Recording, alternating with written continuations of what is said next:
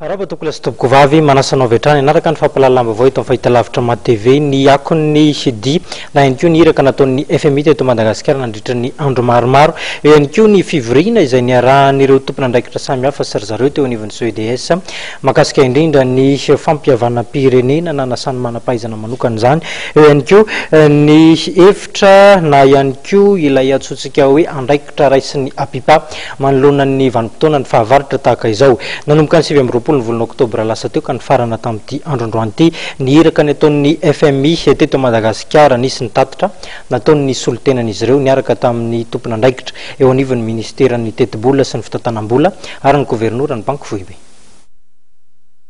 Manamafy ny iraky ny FMI fa manoana ny ezaky ny gouvernemanta ho fametrahana fandaharan'asa anome aingavao ny toe-karena eto Madagasikara ny tahirim-bola iraisam-pirenena. Ity iraky ny FMI ity dia tafiditra ao anatin'ny andininy faha-efatra na ny article 4 izay manambara fa isa-taona dia misy ny iraka ataon'ny tahirim-bola iraisam-pirenena any amin'ireo firenena mpikambana ao aminy mba ahafahana manangona ireo atotanisa aram-bola sy ara-toe-karena sy miresaka amin'ireo tompon'andraikitra ilay firenena mikasika ny fivoaran'ny toedrara politika sy ekonomika. Efa manomboka hitasoritra raha ny voalazan'Andriamatoa Georges Tsibory ireo dingana voalohany amin'ny fanarenana ny toe-karena. 300 ny fiakaran'ny ari-karena ary 700 kosa ny fisonitry ny vidim-piainana na ny inflation ho antaona 2024. Nanomboka ny fiandohan'ny taona dia niendanjatrany ny ariary hatrany amin'ny 5,800 raha oharina amin'ny dolara amerikanina ary niena ihany koa ny tahirin'ny vola eo anivon'ny banky foibe raha nitaritra nataon'ny FMI. Fanambiray ho an'ny Madagasikara ny isin'ny fiakaran'ny ari-karena manana andraikitra lehibe ny gouvernemanta amin'izany amin'ny alalan'ny fanatsarana ny fotodrafitrasa sy ny fanatsarana ny tontolon'ny fandrarahana.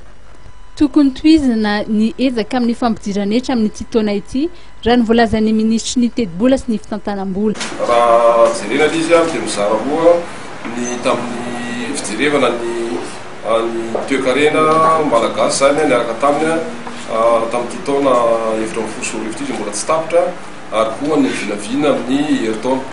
Ny amin'ny heritaona moa fandraisana teo hoe antelaina fa alana fitombon'ny toe-karena matanjaka atsika ary ampandrosony Madagasikara ary koa ampiena ny fantrana izay misy eto Madagasikara.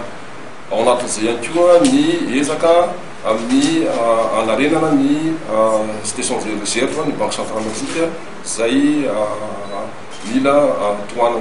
Ny 2014 zany dia nilesina dia hoe mbola tohizana ny ezaka amin'ny fampidirana ny etra fa tsy maharaka izy zany.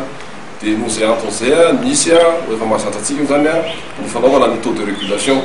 Raha ohatra ka tokony 100% ny utilisation budget 2014 dia par mesure de précaution satria mbola ho avy le budgétaire ny BAD, ny européenne, ny AFD dia nameraka taux de régulation zay eo amin'ny 73%.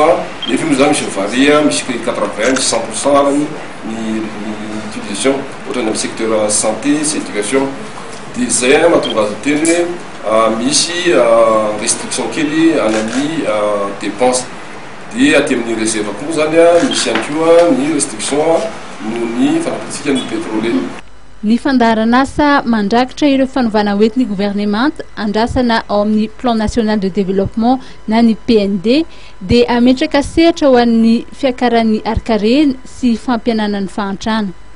Amin'ny volana janoary 2024 no hodinian'ny filakevim-pitantanan'ny FMI ny article 4 2024 ity.